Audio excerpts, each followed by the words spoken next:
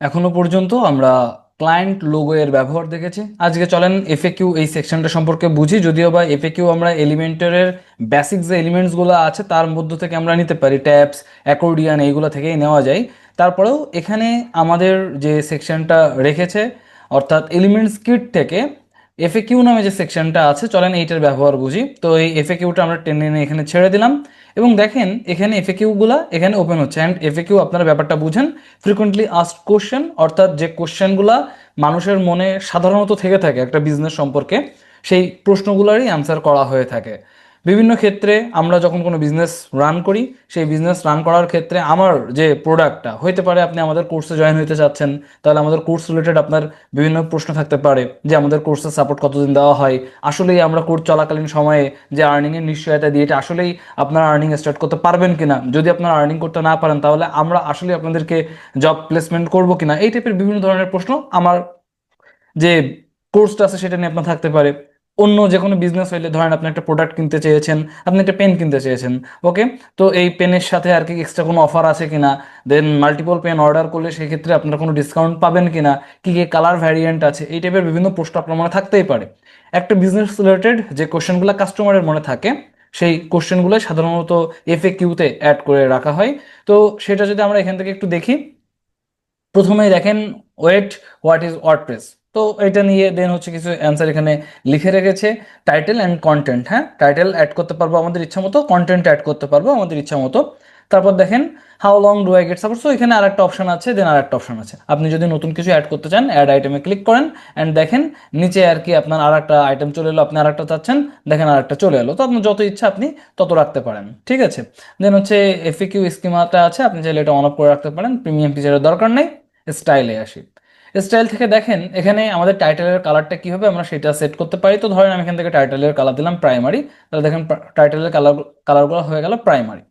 এরপরে টাইপোগ্রাফি আছে, যেখান থেকে আমরা ফন্ট সাইজটা চেঞ্জ করতে পারি, অবশ্যই এটা টাইটেলের জন্য। দেন আমরা টাইপোগ্রাফির পরে যদি আসি, দেন বর্ডার, ব্যাকগ্রাউন্ডের টাইপটা কেমন থাকবে, আপনি চাইলে ব্যাকগ্রাউন্ডে অবশ্যই একটা কালার নিতে পারেন, তবে আমাদের প্রয়োজন পড়ছে কি, আর দিলে খারাপ লাগে না, তাহলে এই গ্লোবাল কালারটা আমরা চেঞ্জ করে দিই, এরকম হোয়াইট টাইপের করে দিই, তাহলে দেখতে ভালোই লাগবে। এটা থাকলো, অ্যান্ড আপনি চাইলে তো ইমেজ রাখতেই পারেন, আমরা ইমেজ দিব না ব্যাকগ্রাউন্ডে। বর্ডার টাইপ, একটা বর্ডার থাকলে মেবি খারাপ লাগে কি, না থাক, বর্ডার দিব না, আমরা না নি করে দিই। দেন বর্ডার রেডিয়াস, যেহেতু বর্ডার দিচ্ছি না, রেডিয়াসও প্রয়োজন পড়বে না, এই টাইপের ডিজাইনই দেখতে ভালো লাগে। দেন প্যাডিং যা আছে ঠিকঠাক আছে, সমস্যা নেই, মার্জিনও ঠিকঠাক আছে। কন্টেন্টে যদি আসি, তাহলে কন্টেন্টের কালারটা দেখেন যেভাবে আছে ডিফল্ট অবস্থায় ঠিকঠাক আছে, অসুবিধা নেই। আমি যদি একটু ক্লোজ করি এইটা, তাহলে আমরা দেখতে পাচ্ছি এই যে আর কি আমার এটা এইভাবে বর্তমানে শো করতেছে।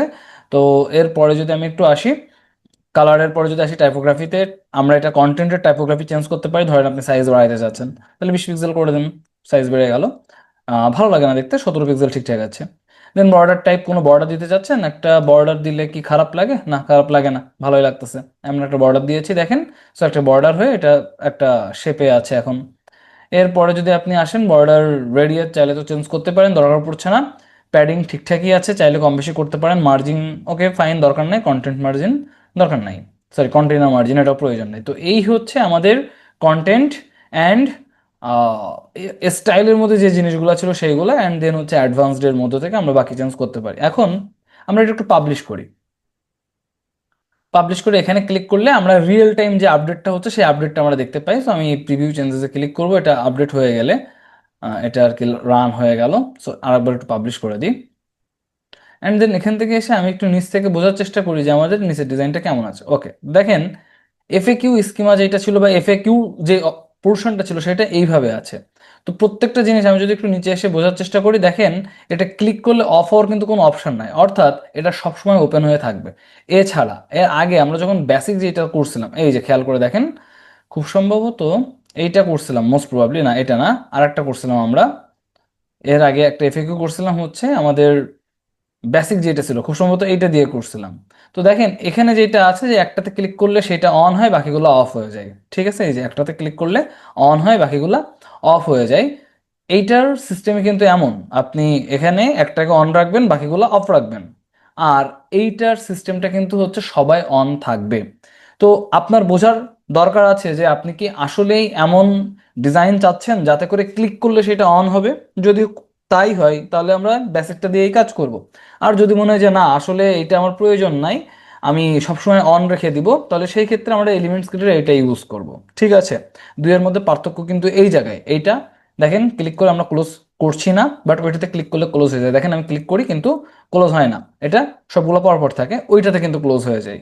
তো দুইয়ের মধ্যে পার্থক্য হচ্ছে এটাই, আপনি আপনার যেটা প্রয়োজন পড়বে আপনি সেভাবে করে নেবেন। আমরা একটা কাজ করতে পারি, একটু ডুপ্লিকেট করি, তাহলে দেখবেন ডিজাইনটা একটু অন্য টাইপের একটা ভাইব দিবে। হ্যাঁ, দেন আমরা একটা কাজ করি, এখান থেকে স্টাইলে অবশ্যই অ্যাডভান্স থেকে প্যাডিং বাড়িয়ে দিব। তার কারণ উপরে নিচে জায়গা না বাড়ালে বিষয়টা দেখতে ভালো লাগে না, একটা গায়ের মধ্যে আর একটা থাকলে দেখতে সুন্দর হয় না। তো প্যাডিং বাড়িয়ে দিলাম। অ্যান্ড এখানে যে জিনিসগুলো আছে আমি একটু জাস্ট একটু একটাকে আর একটার থেকে আলাদা জায়গায় রাখি, তাহলে দেখতে আর একটু বেটার লাগবে। এই তো ওভারঅল দেখেন যা পরপর দুইটা ডিজাইন পাশাপাশি হয়েছে, যদিও বা প্রয়োজন আপনার যেভাবে আসবে আপনি সেভাবে ব্যবহার করবেন, কিন্তু আমরা মূল জিনিসগুলো যে অ্যাকচুয়ালি আমরা কিভাবে এডিট করি, কিভাবে কাজে লাগাইতে পারি সেই জিনিসগুলো দেখছি। যখন আমরা প্রত্যেকটা জিনিসের এই ব্যবহারটা শিখে যাব, তখন আমাদের জন্য পুরো কাজটা করা অনেক ইজি হয়ে যাবে। কেন? কারণ তখন একটা ওয়েবসাইট যখন করতে যাব, সেই ওয়েবসাইটে আমাদের প্রয়োজন মাফিক আমরা সবকিছু নিতে পারবো, কারণ আমরা তো শিখে গেছি কোথায় কি অ্যাড করতে হয়, তাই না? তো এই হচ্ছে আর কি এফএকিউ এর ব্যাপার। তো ভালো থাকেন সবাই, আমরা পরবর্তীতে বাকি জিনিসগুলোও শিখবো আস্তে আস্তে। এই আর কি, টাটা।